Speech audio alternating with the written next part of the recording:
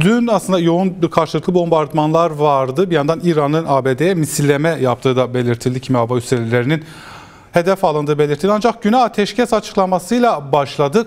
Beklenen bir durum muydu bu? Şöyle ateşkes nasıl geldiği, bu süreç nasıl kotarıldı ona bakıldığında çok farklı parametreler vardı. Birbiriyle çelişen parametreler söz konusuydu. Çünkü ABD Başkanı Trump çok karışık mesajlar veriyordu. Hakikaten İran'a da İsrail'e de karışık sinyaller gidiyordu. Örneğin Trump daha öncesi sık sık paylaşımlarında, konuşmalarında, basın açıklamalarında İran'la ilgili ifadeler kullanırken diplomasi dilini öne çıkarıyordu. Görüşme, müzakere dilini öne çıkarıyordu. Ne zaman ki Kanada'da yapılan G7 zirvesinde ikinci günü yarıda kesip Washington'a döndü. Ondan sonra Trump'ın dilinin değiştiğini gördük. O zirveden sonra, çünkü o zirvede şeyle görüşmeler yapmıştı. Bu savaşın önemli aktörlerinden biri İngiltere ile görüşme yapmıştı. Başbakanıyla, Keir Starmer'la. Almanya ile görüşmeler yapmıştı. Almanya, Merz de bu savaşın önemli destekleyicilerinde. Üslubunu değiştirmişti. Savaş da belli bir evreye varmıştı aslında. Çünkü Trump belki de İsrail'in bu kadar hızlı bir şekilde İran'ı çok ağır bir şekilde sindireceğini düşünmüyordu. O yüzden Kanada zirvesi sonrası kendisini de ön plana çıkarmak istedi. ABD'yi de ön plana çıkarmak istedi. Ve aynı zamanda İsrail kanadından ve Cumhuriyetçi kanattan baskı da gördü. Özellikle İsrail'in bombalarının nüfuz etmediği Fordo, Natanz, İsfahan nükleer tesislerine saldırı konusunda. Ve iki ile yeni bir eşik atlamış oldu bu savaş süreci. Trump bir ölçüde aslında paylaşımlarında da onu vurguluyor zaten. Bu bir B-2 Spirit uçaklarının ortaya çıkardığı bir ateşkes aslında. Trump da B-2 vurgusu yapıyor. Çünkü şöyle onu vurguyu yapıyor. Trump aynı zamanda B-2 ile Rusya'ya da mesaj verdi, Çin'e de mesaj verdi. Herkes örneğin Guam adasından, Hint Okyanusu'daki Guam adasından, yine bölgedeki İran ve ABD'nin birlikte üs kurmuş olduğu Diego Garcia üstünden vuracağını hesaplıyordu ama Trump bunu yapmadı. ABD Missouri eyaletinden B-2'leri kaldırarak yaptı ve Akdeniz'de hava nakil yaparak bunu gerçekleşti. Irak vesaire gibi ülkelerin hava sahasını hem İran'a mesaj verdi hem Rusya'ya, Çin'e mesaj verdi. O ülkelerin herhangi bir ters bilek hareketi yapmasını önledi. Dolayısıyla İran belli bir kıvama geldi. İran'ın yanıtına baktığımızda da ateşkes öncesi işte 23 Haziran saat 20 itibariyle Katar'daki Doha'da ABD Ubeyd hava üssündeki en büyük üssür, Afganistan, Asya'daki harekatları, Orta Doğu'daki harekatların beynidir, merkezidir, ana karargahıdır. Oradaki üsse füze atması da bir nevi yine 2020'deki Kasım Süleymaniy'i öldürdükten sonra İran'ın ABD'ye izin vererek icazetli yaptığı bir saldırı gibi oldu. Çünkü saldırıdan hemen önce ABD basınında zaten işlendi saldırı olacağı. Nitekim İran'da teşekkür etti, ABD'de Trump da teşekkür etti İran'a. Dolayısıyla diğer taraftan da diplomasi trafiği vardı. Trump hem Putin'le görüşüyordu, nötr kalmasını sağlıyordu. Hem Türkiye, İran, Orta Doğu, Körfez ülkeleriyle görüşüyordu. 20 Haziran'da Cenevre'de önemli bir görüşme yapılıyordu. Örneğin İran ısrarla biz saldırılar durmadıkça müzakereye oturmayacağız diyordu ama Steve Witkoff'la İran Dışişleri Bakanı Abbas Arakçı arasında sürekli telefon trafiği söz konusuydu. Cenevre oturumu da bunun üzerine gelmişti. İngiltere, Fransa, Almanya'nın İran Dışişleri ile yaptığı toplantı. Hemen akabinde 21-22 Haziran'da İslam İşbirliği Teşkilatı toplantısı vesilesiyle İran Dışişleri'nin Cenevre'den buraya geçmesi, İstanbul'a geçmesi, İstanbul'dan da 22 Haziran gecesi Moskova'ya geçmesi ve 23 Haziran'da Moskova'da Abbas Arakçı ile Putin arasında yapılan görüşmeler.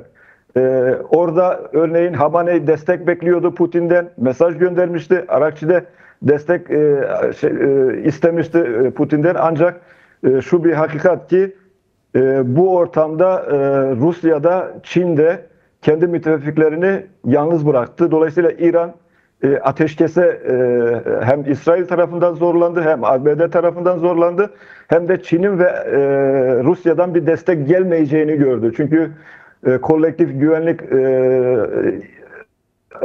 güvenlik örgütü de bir destek sunmadı. Şangay İşbirliği Örgütü de bir destek sunmadı. BRICS de bir destek sunmadı. O örgütlerin bölgedeki güvenlik mimarisine yönelik herhangi bir saldırı olduğu zaman, bu son saldırıda görüldüğü gibi tutumlarının bir fiyasko olduğunu da gördü İran. Dolayısıyla ateşkesi kabul etmek durumunda kaldı. İsrail niye ateşkesi kabul etti? Çünkü İsrail'de Trump'ın desteğine ihtiyacı vardı. Çünkü ağır bombardıman uçaklarına ihtiyacı vardı. Trump onu sağlamıştı. Trump ve Amerikan Genelkurmay Başkanı ile Pentagon Savunma Bakanı'nın ortak basın açıklamasında bir vurgu öne çıkıyordu. Orada İran nükleer tesislerinin yok edildiği vurgusu vardı. Bu sadece İran'a bir mesaj değildi, aynı zamanda İsrail'e de bir mesajdı. Neticede İsrail'in harekatı durdurmayı kendi kamuoyuna anlatması için bir kapı açmış oluyordu Trump yönetimi. İran'a da yine hakeza bu kadar biz yaptık, siz yok edildiğini düşünmüyorsunuz, biz yok edildiğini söyleyelim. Siz de kendi kamuoyunuzu, kendi iç dinamiklerinizi, askeri, siyasi dinamiklerinizi ikna edin ve bir yol açın mesajıydı bu. Neticede İsrail'in burada elde ettiği sonuçlardan birisi o nükleer testlerinin ciddi oranda hasar görmesi oldu. Aynı zamanda savaş, bu 5. nesil bir savaş söz konusu tanımlama yaptığınızda. Çünkü hem otonom yapılar savaşta kullanıldı, yani insansız araçlar yoğun olarak kullanıldı.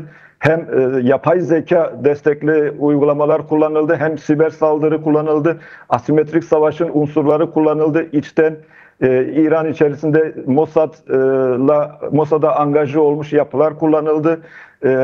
Aynı zamanda ağırlıklı olarak hava gücü kullanıldı. Dolayısıyla bu 5. nesil savaşı İsrail ciddi anlamda ileriye taşıdığına kanaat getiriyor şu anda. Çünkü bu ülkeler bu 5. nesil savaşı yürütürken aynı zamanda İran'ı laboratuvar olarak da kullandılar. İran'da İsrail sahasını laboratuvar olarak kullandı. İlk defa füzeler, farklı atraksiyonlar denendi bu 5. nesil savaşta. Şöyle ki Sicil gibi, Hayber gibi, yani Hürremşah denen Hayber füzeleri gibi, Fettah 2 gibi hipersonik 2000 kilometreyi bulan füzeler kullanıldı. Dolayısıyla İsrail bu füze cephaneliğin de ciddi anlamda erittiği kanaatinde. Henüz tam olarak belki eritemedi ama bunun mesajını kamuoyuna verdi. Dolayısıyla bu ateşkes bu zeminin üzerine geldi. Tanrı, belki bu ateşkes kararından sonra bugün önemli bir buluşma, NATO zirvesi de var. Bu zirveden hemen önce duyurulan bir karar. Buraya yansımasına dair neler söylenebilir ki daha önce yapılan açıklamalarda İran'ın nükleer silah sahibi olmaması gerekiyor yönünde sık sık vurgularda bulunuyordu NATO üyesi ülkeler. Ya da buna iknalar mı? Şimdi Trump o zirveye gitmeden önce yine çünkü ateşkes ihlalleri oldu. Muhtemelen olmaya devam edecek. İsrail aynı zamanda demir kubbeyi kullanan personelin rotasyonu için de ateşkesi kabul etti İsrail. Bir şekilde belli bir nefes alıp soluklandıktan sonra yine atışlar yapabilecek. Muhtemelen öyle atışlar yapabilecek İran'a karşı. Çünkü şu anda İran'ı ciddi bir ikilemde bıraktılar. İran'ın hatalı politikaları sonucu. İran öyle bir ikilemde kaldı ki ya rejim yok olacak, şimdi kısa vadede değil ama bunun bir silsilesi olarak ya rejim yok olacak ya da rejimin ömrünü uzatmak adına dayatılan Trump'ın İsrail'in dayattığı anlaşma metninin ağır anlaşma metnini kabul etmek zorunda kalacak. Dolayısıyla NATO toplantısı öncesi de Trump elini yükseltmiş durumda. Trump işte ben bir işaretimle orada örneğin onun şeyini yapacak, rantını toplamaya çalışacak. Ateşkes yaptım. İşte ihlaller olsa da örneğin Hollanda'ya gitmeden önce hemen bir paylaşım yaptı. Çünkü İsrail Beşşeba'ya İran'ın füze attığını, 4 ya da 6 kişinin sivilin hayatını kaybettiğini bir konutta ona yanıt vereceğini söylüyordu. Hemen Trump tweet attı. NATO toplantısına gitmeden önce işte İsrail şeylerinizi döndürün, pilotlarınızı hemen alın eve götürün, o bombaları atmayın gibi bir tweet attı. Peşinden muhtemelen Cumhuriyetçi evangelist dediğimiz o lobinin reaksiyonu, tepkisi gelmiş olmalı ki hemen peşinden başka bir tweet attı. İran asla nükleer tesislerini yeniden inşa etmeyecek diye bir tweet attı. Onları da öyle yatıştırmaya çalışıyor Trump yönetimi. Oradaki zirveden de muhtemelen ateşkesin biraz uzatılması için çaba gösterilecek ve çağrı yapılacak. Çünkü iki tarafında şu anda İran'ın da şeyin de ateşkese ihtiyacı var. İsrail'in de. İran'ın da şöyle bir şeyi var. Örneğin Türkiye'de burada ateşkes olması için girişimlerde bulunuyor. İşte Trump-Erdoğan görüşmesi yapılması da beklentiler arasında Hollanda kentinde. Çünkü Türkiye derin politika gereği, kırmızı kitabı gereği İran'ı yok edilmesi gereken bir ülke olarak kodlamış durumda. Ancak bu dönemde Suriye, Yemen, Irak, Libya, Sudan, Somali karışık durumdayken, orada istikrar yokken ve Kürtlerin burada elde edeceği kazanımlar korkusu, endişesi yaşanırken İran'ın yok olmaktansa ayakta kalmasını, zayıf kalmasını Türkiye bekliyor.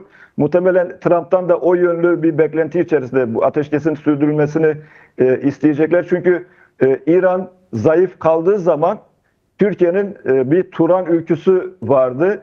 Bu ülküyü İran Ermenistan'a destek vererek engellemişti. Zengezur koridonu, Dağlık Karabağ'daki 100 bin kişi sürgün edilirken oradan Azeri güçlerin SİHA destekleriyle Ermenistan içine sıçrayıp Zengezur koridonu, Siyonik alanını koparmalarını İran gözdağı vererek engellemişti. Aynı zamanda Türkiye'nin Basra'dan başlayıp Şırnak, İstanbul, Londra'ya kadar uzatmayı düşündüğü, bunun Haseki bölgesinden Akdeniz'e, Suriye üzerinden uzatmayı düşündüğü kalkınma yolu koridoru söz konusuydu. Dolayısıyla bu ortamda Türkiye zayıf bir İran'la bunları gerçekleştirmeye çalışacak. Bunun için de Trump'a belli kartlar açıp, belli işte nasıl geçmişteki gibi tavizler vereceği şu anda bilemiyoruz. Osmanlı'nın son dönemlerde ayakta kalmak için verdiği kapitülasyonlar benzeri belli bir kapitülasyon. Çünkü Trump tüccar mantığıyla, emlak mantığıyla düşündüğü için bir şeyler vermeye çalışacak ve bu politikasını hayata geçirmeye çalışacak. Burada şöyle bir risk var. Şu andaki savaşın sonuçlarına baktığımızda ya da ateşkes ve sonrasına baktığımızda İran eğer ateşkesi uzatmayı başarırsa rejimi de uzatmış olacak bir oranda. İran'ın hesabı, çünkü İran baktığınız zaman sürekli savaşta bile kadın saçıyla, kadının başörtüsüyle uğraşan bir rejim. Kadının başörtüsünün kaç santim olacağıyla uğraşan bir rejim.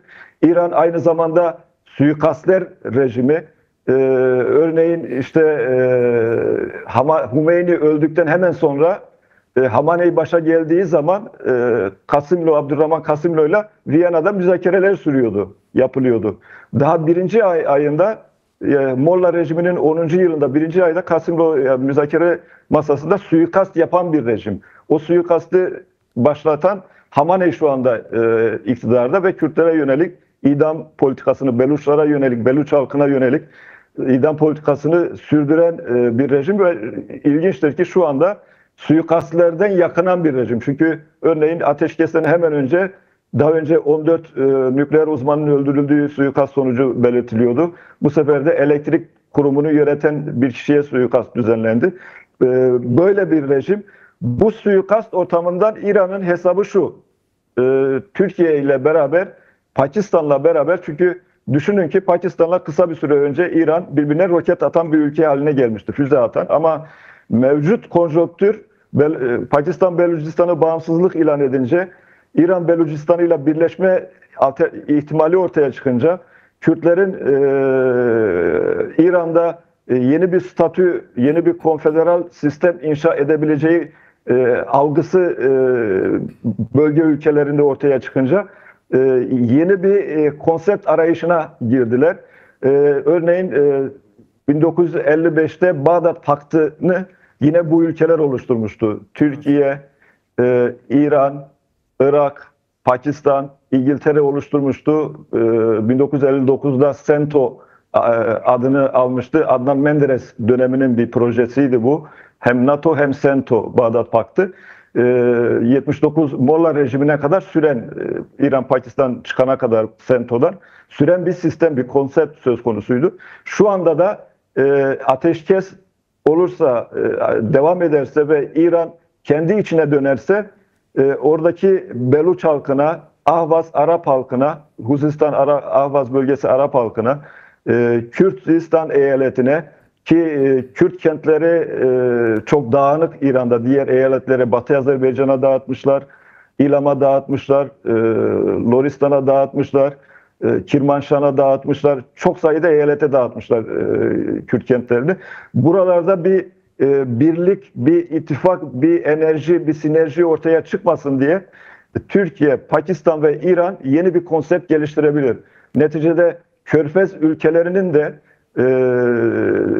buradaki egemen, beyaz, derin, Türki yapı dediğimiz yapının da, Ergenekon yapısı dediğimiz yapının da Orta Doğu'da tahayyül ettiği bir şey var. Bir taraftan işte İhvan Selefi dediğimiz mezhepsel bir hat, bir koridor. Evet. Diğer taraftan Orta Doğu'nun tamamen Türki egemen ve Arabi egemen sistemi içerisinde, bir çerçevesi içerisinde oturmasını sağlamaya çalışan bir yapı söz konusu. Dolayısıyla Fars, Kürt, Ermeninin bölgede istenmediği bir konsept oluşturmaya çalışan bir sistem.